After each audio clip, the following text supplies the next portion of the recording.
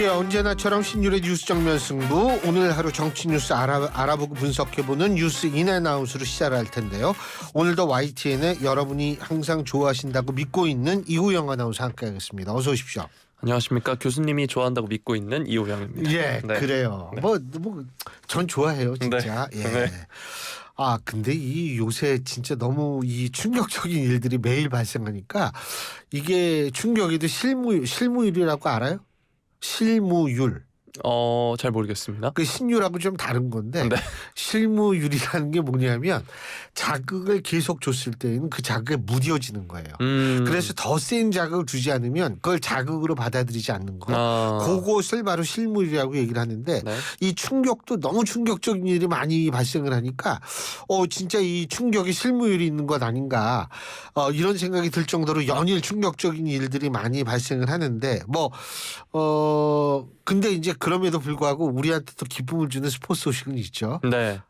아, 참, 중국하고 야구 어떻게 됐어요? 야구 이기면서 이겼어요? 결승전에 진출하게 됐습니다. 아, 네. 그렇군요. 네. 2부 일본도 혹시 제가 지금- 진행하나요? 네? 2부 아시안 게임 때. 예, 그래야죠. 와, 그 축구도 그러고 야구도 그렇고. 네. 그렇군요. 그럼 그렇죠. 결승은 누구랑 붙는지 모르겠네. 축구는 일단 내일 한일전이죠. 한일전이죠. 예, 내일이에요, 내일? 네. 예, 내일 밤 9시에 진행됩니다. 예. 네. 지금 방금 들은 속보가 이재명 대표가 택시로 지금 국회로 급히 오고 있는 중이라는 거예요. 병상을 나와서. 그래서 이 최상병 특검법 패스트트랙 표결을 위해서 본회의에 참석하려고 지금 오고 있다. 뭐 이런 소식이 있는데 이 소식은 저희가 조금 있다가 전해드리죠. 네. 자, 중요한 게 있죠. 중요한 게 있죠. 네. 아시안 네. 게임만큼 중요한 게 또 있습니다. 아, 그럼요. 네. 엄청 중요한 얘기죠. 네. YTN 라디오 유튜브에서 검색하셔서 좋아요와 구독 부탁드리겠습니다. 또 신율의 뉴스 정면 승부 들어오시면 댓글과 좋아요도 함께 부탁드리겠습니다. 예. 자, 오늘 얘기한 거는 당연히 대법원장 후보 동의안 부결 이거부터 얘기를 해야겠죠? 네, 맞습니다. 앵커께서 오프닝 때도 말씀해 주셨는데 결국 부결이 됐고요. 출석 의원 295명 중에 찬성 118표 그리고 반대 175표, 기권 2표로 부결이 됐습니다. 임명 동의안이 재적 의원 과반 출석에 출석 의원 과반 찬성이 가결 요건인 건데 표결은 무기명 전자투표로 이뤄졌고요. 야권에서 반대표가 대거 나온 것으로 지금 풀이가 되고 있습니다. 더불어민주당과 정의당이 본회의 직전 의원총회를 열어서 부결을 당론으로 채택했다고 하고요. 여당인 국민의힘은 가결 당론을 정했지만 의석수에서 밀렸습니다. 정당별 의석수 오늘 기준으로 민주당이 168석, 국민의힘 111석, 정의당 6석이었는데요. 앞서서도 앵커께서 말씀해 주셨다시피 이 국회에서 임명동의안이 부결된 대법원장 35년 만에 나왔습니다. 1988년 정기승 대법원장 후보자 임명동의안 부결 이후 35년 만이고요. 새 대법원장 후보자가 지명돼서 국회 인사청문회를 거치는 등 다시 관련 절차를 마치려면 최소 2달가량이 소요될 것이란 전망이 나오고 있습니다. 대법원장 공석인 상태에서 대법원이 운영되는 것도 1993년 김덕주 전 대법원장이 재산 공개에 따라 부동산 투기 의혹이 불거진 탓에 사퇴한 이후 30년 만이라고 합니다. 김명수 전 대법원장이 지난달 24일에 퇴임을 해서 열흘 넘게 이어져온 대법원장 공백 사태가 장기화될 전망이라고 하는데요. 그간 강대강 대치를 이어온 여야는 오늘 이 임명동의안 부결로 다시 한번 정면 충돌하는 모양새입니다. 국민의힘은 부결 직후 퇴장해서 의원총회와 규탄대회를 차례로 열고요. 사법공백 야기시킨 민주당은 사죄하라고 촉구를 했습니다. 대통령실도 피해자는 국민이고 따라서 이는 국민의 권리를 인질로 잡고 정치 투쟁을 하는 것이라면서 직접 강한 유감을 표명을 했고요. 반면 민주당은 윤석열 대통령의 불통 인사가 자초한 결과라면서 윤 대통령은 사법부 수장의 품격에 걸맞은 임무를 발탁하라는 입법부 평가를 엄중하게 받아들이라라고 얘기를 했습니다.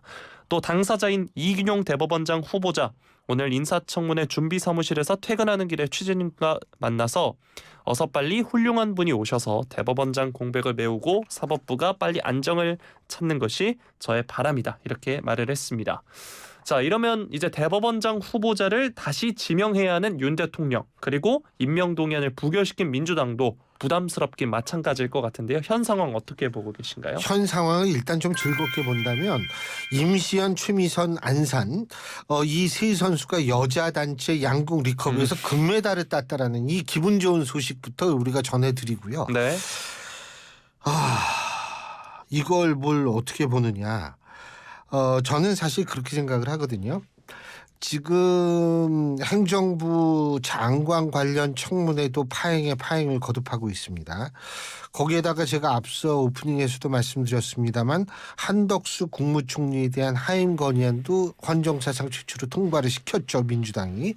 거기에다가 이상민 행안부 장관 탄핵 소추안도 통과가 됐지 않습니까? 그래서 결국은 이제 복귀를 했지만 이런 것들을 봤을 때에는 사실은 그 민주당이 상당히 국민들 눈에 근육질로 비춰줄 수밖에 없다는 거죠. 그러니까 행정부도 이런 식으로 해서 흔들고, 그리고 사법부도 지금 이제 공백 상태가 된 거예요.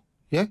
공백 상태가 되고, 입법부는 이제 본인들이 그 좀 아까 최상병 특검법 뭐 이런 것뿐만이 아니고 과거에도 뭐 예를 들면은 간호법이라든지 아니면 여러 가지를 또 단독으로 많이 통과시켰죠. 그죠? 이런 상황을 놓고 봤을 때에는 사실은 국민들이 굉장히 좀 걱정스러운 상황을 만들고 있는 것은 아닌가. 저는 여기에 우려가 될 수밖에 없어요. 사법부는 사법부대로 이제 공백 상태로 상당히 여러 가지 면에 있어서 차질을 빚을 수밖에 없게 되고, 그리고 행정부는 행정부대로 뭐 인사 문제를 해가지고 뭐 상당히 좀 흔들릴 수밖에 없는 상황이고, 입법부는 입법부대로 웬만하면 그냥 단독으로 처리를 하는 이런 상황이 계속 이어지고 있는데, 과연 그럼 이 상황을 어떻게 바라봐야 하고 대한민국은 어디로 가고 있는가에 대해서 저는 굉장히 걱정을 안 할 수가 없다는 거죠. 물론 이런 논리가 성립될 수 있어요. 문제 있는 사람을 했으니까 그 모양이 된 거 아니냐, 이건 잘못이다라고 얘기를 할 수 있는데, 뭐 저도 지금 그 이균용 후보자가 문제가 없어서 제가 이런 말씀을 드리는 것은 아니에요. 근데 과거에 나타났던 대법원장 후보자의 사례를 봤을 때 이균용 후보자의 문제만 문제였느냐 하면 그건 아니었다는 거죠. 그리고 지금 장관 후보자들 문제 많다라고 얘기를 하는데, 과거에 그러면 장관들이 전혀 문제가 없는 과거 정권에서 문제가 없는 사람들만 장관을 했냐면 그건 아니라는 거죠. 그런데 그래서 그 문제 없는 사람을 찾으면 되는 거 아니냐, 맞는 얘기예요. 근데 그 사람을 지금처럼 탈탈 털어가지고 먼지가 안 나는 사람 찾기라는 건 굉장히 힘들 거라는 생각도 들거든요. 그렇기 때문에 이런 상황을 전 사실 굉장히 충격을 많이 받고 진짜 걱정이 많이 돼요. 이 대한민국 지금 어떻게 되는 건지 모르겠어요. 네. 네? 그래서 이게 제자리를 찾아야 되는데 이 제자리 찾기가 쉽지가 않아 보이는 게 이게 더 큰 문제죠. 제자리 찾기보단 제자리 걸음만 반복되고 있는 상황이 아닌가 싶습니다. 그게 더 멋있는 말이네요. 그렇게 함부로 말을 막 그렇게 멋있는 말을 막 하면 어떡해요? 감사합니다. 네. 네. 이렇게 피로감을 느끼는 정치권 소식 이외에 조금 전에 이제 구본철 선수가 주짓수 77kg급 금메달을 추가했다는 소식도 주짓수. 네, 지금 막 들어왔습니다. 주짓수가 그거잖아요. 그 격투기 비슷한 거잖아요. 네. 예? 네. 그 브라질 전통 이 무술. 네. 예? 지금 그 금메달 소식까지 전해드렸고요. 자, 다음 소식으로는 이재명 대표 관련 소식 해보도록 하겠습니다. 더불어민주당 이재명 대표가 오늘 오전 서울중앙지법 형사합의 33부 심리로 열린 대장동 위례신도시 특혜 의혹 사건 첫 공판에서 본인이 혐오에 맞지 않는 부동산 투기 세력인 민간 사업자들이 원하는 바를 단 한 개도 들어준 바가 없다라고 하면서 상식적인 입장에서 말이 되는 소리냐며 혐의를 직접 부인을 했습니다. 녹취록을 보면 제가 그들을 얼마나 혐오하는지 자기들끼리 스스로 이야기를 한다. 검찰이 그런 기록을 다 가지고 있는데 제가 무슨 유착을 했다는 건지 피고인 입장을 떠나서 모멸감을 느낀다라고 토로를 했고요. 또 저에 대한 수사는 검사를 수십 명 투입해 수백 번 압수수색을 하는 등 지금도 계속되고 있다면서 앞으로도 또 할 것이며 제가 살아있는 한 계속하지 않겠나 이렇게 비판을 했습니다. 오늘 공판에서는 24일간 단식한 이 대표의 건강 상태를 두고 변호인과 검찰이 충돌하기도 했는데요. 이 대표의 변호인은 근육이 많이 소실돼 앉아있는 것도 힘든 상황이다라면서 짧게 끝내달라고 요청을 했고요. 검찰은 재판을 떠나서 피고인의 빠른 쾌유를 바라지만 이미 기일이 한번 연기된 상황이라면서 영장심사 때도 의료진이 대기에 신문이 이뤄졌고 오늘은 그로부터 상당한 시일이 흘렀다. 그리고 그 사이 이 대표는 병원에서 안정을 취하면서 회복 절차를 밟는 것으로 알고 있다. SNS 활동을 하는 것 봐서는 재판을 진행해도 될 정도나 되는 것 같다라고 반박을 했습니다. 자, 오늘 공판은 1시간 20여 분 만에 종료가 됐고요.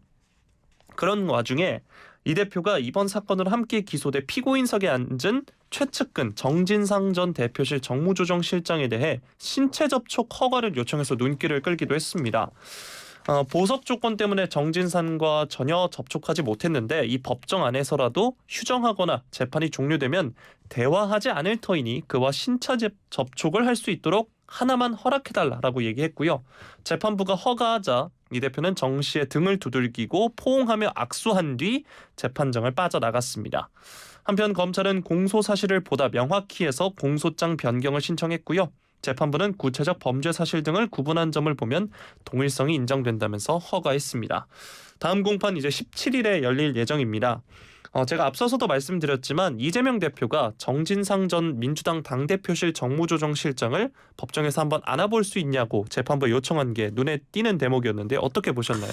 일단은 보석 조건이 정진상 씨와 접촉을 하지 말라는 게 보석 조건이라는 거거든요. 결국 이 지금 보석 조건 때문에 정진상과 전혀 접촉을 못했는데 라고 얘기를 하는 거는 결국은 보석 조건이 접촉을 하지 말라는 건데 그럼 왜 보석 조건이 접촉을 하면 안 된다라고 했을까를 생각해 본다면 제가 재판장이라면은 이렇게 그 신체 접촉을 허가하지는 않았을 거예요.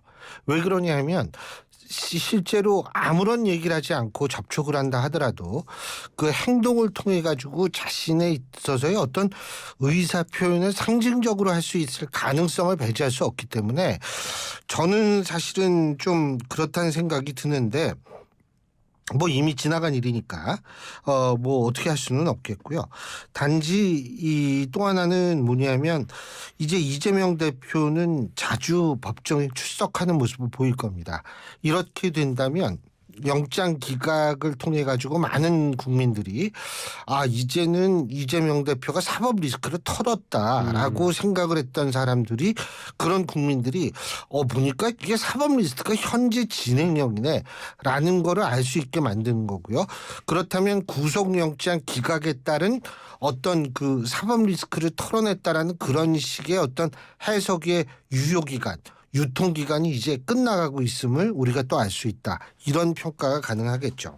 네, 자 다음 소식 살펴보겠습니다. 여가부 장관 청문회 관련 소식인데요. 어제 열렸습니다. 김행 여성가족부 장관 후보자 인사청문회. 더불어민주당 소속 권인숙 여성가족위원장이 야당 의원들이 요구한 자료 제출을 거부하는 김 후보자를 향해 그런 식으로 할 거면 사퇴하든지라고 하니까 이에 격앙한 국민의힘 의원들과 김 후보자가 동반 퇴장하면서 파행했습니다. 여야는 오늘 청문회 파행 사태 책임을 서로에게 떠넘기면서 날카롭게 대립을 했는데요. 먼저 야당은 초유의 후보자 도망 사태다라고 비판을 하면서 청문회 재개를 주장을 했고요. 여당은 이를 거부하면서 권 위원장이 편파적으로 청문회를 진행했다 성토했습니다. 민주당은 오늘 오전 여성가족위원회 전체 회의를 소집하고 청문회를 이어가려고 했는데 김 후보자와 국민의힘이 응하지 않았고요. 결국 단독으로 회의를 연 민주당은 오늘 밤 12시까지 김 후보자와 여당 의원들의 출석을 더 기다리겠다면서 정회한 상황입니다. 권 위원장은 청문회에서 모든 걸 설명하겠다던 김 후보자가 자료 제출도 거부하고 자리를 박차고 나갔다. 사상 초유의 사태로 장관의 무게를 감당하지 못하고 드라마틱하게 청문회를 엑시트했다라고 비판을 했는데요.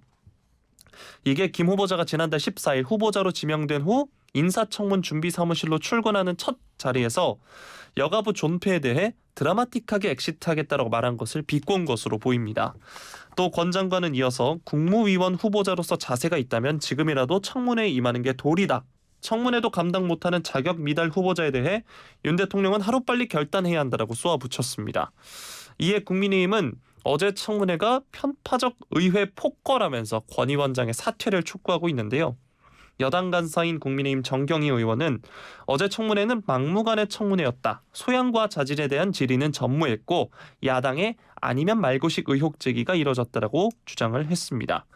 자, 후보자가 청문회 도중 퇴장하는 초유의 사태가 발생을 했습니다. 이런 가운데 문체위에서는 유인촌 문체부 장관 후보자 인사청문 보고서가 채택이 됐고요.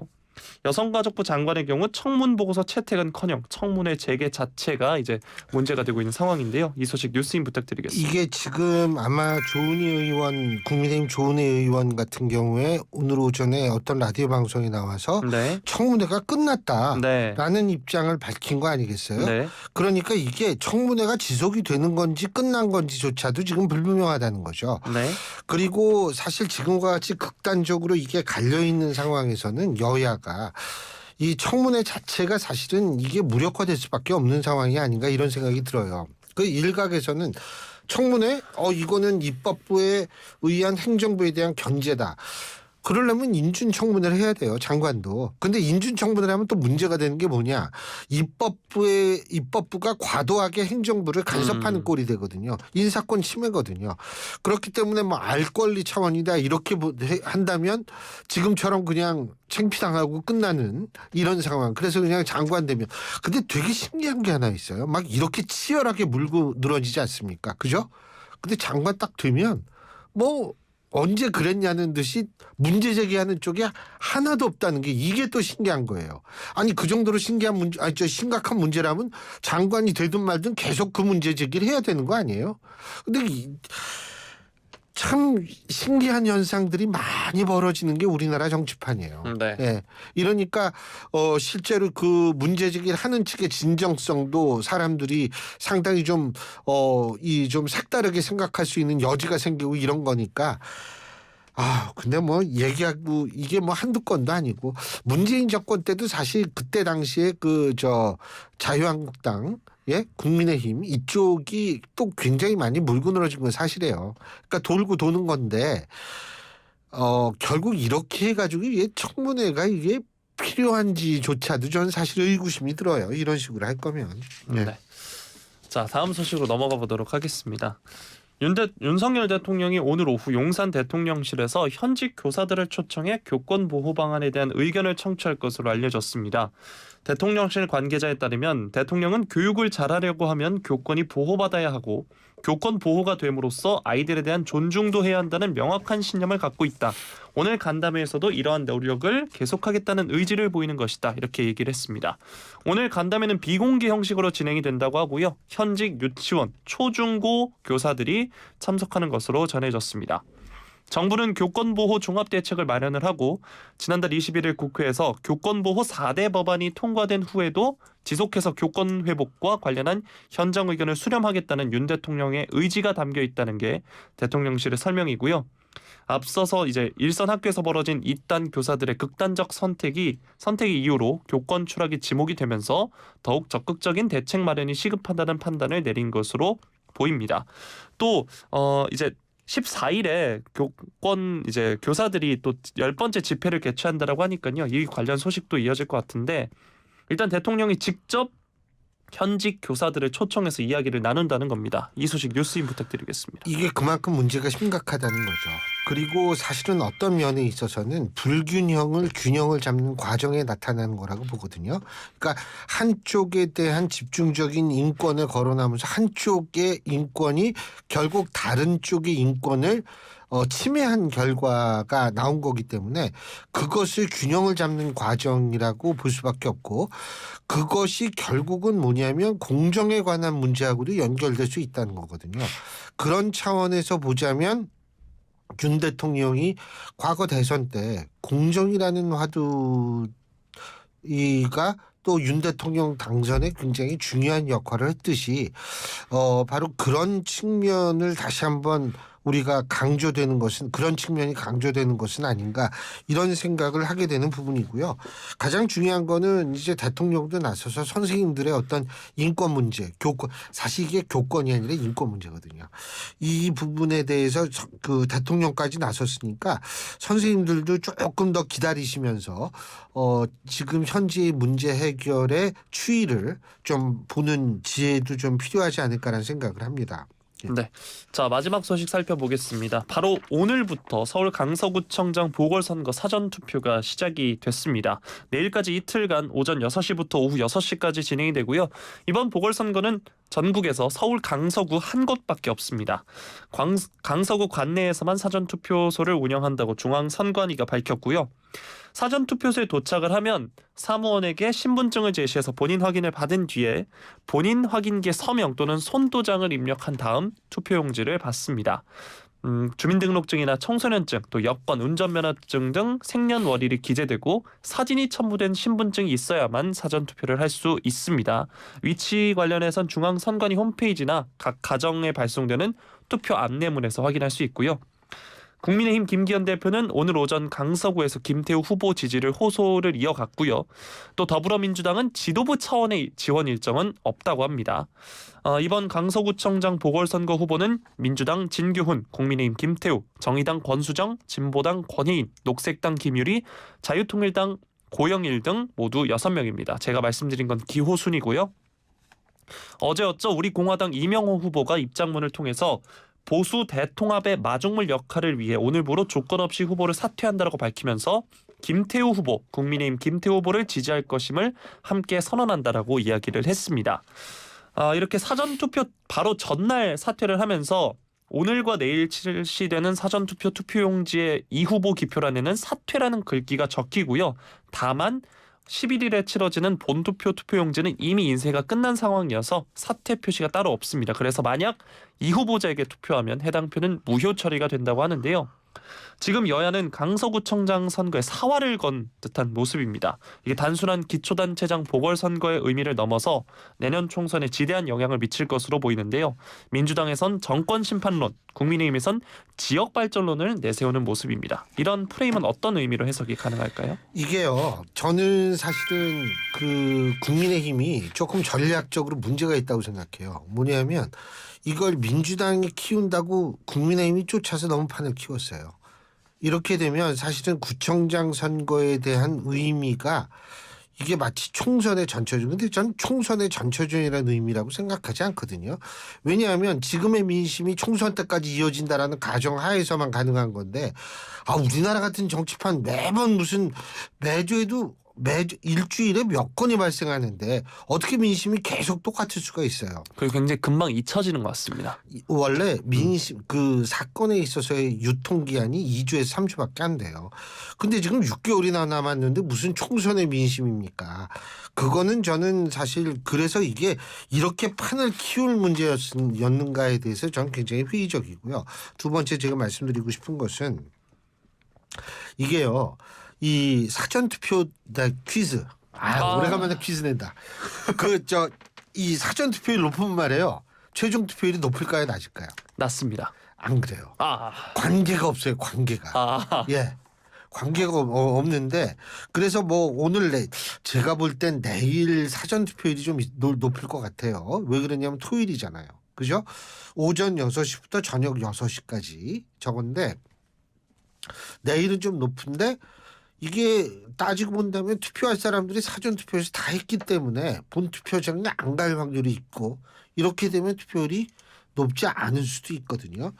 그래서 투표율이 높지 않게 되면 당 조직들 간의 싸움이 되는 거고 투표율이 높으면 50% 정도 되면 그때는 정말 중도층도 나가서 투표했다. 이렇게 되면 민심의 바로미터라고 얘기할 수 있는데 그래서 이제 투표율이 어느 정도 나오는지 그거부터 좀 봐야겠죠.